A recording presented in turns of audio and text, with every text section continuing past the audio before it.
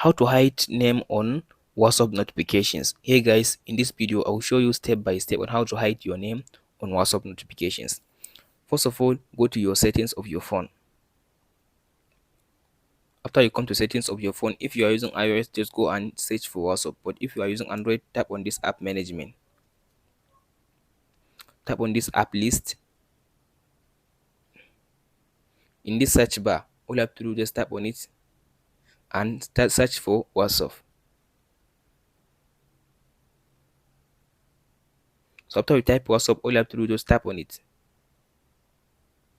After you open WhatsApp, all you have to do, tap on these notifications. On these notifications, all you have to do, turn off this show badges. Tap on it. So scroll to down and turn off this lock screen. So by turning off these two options, it will allow you to hide your name on WhatsApp notifications. Hope this video helps you.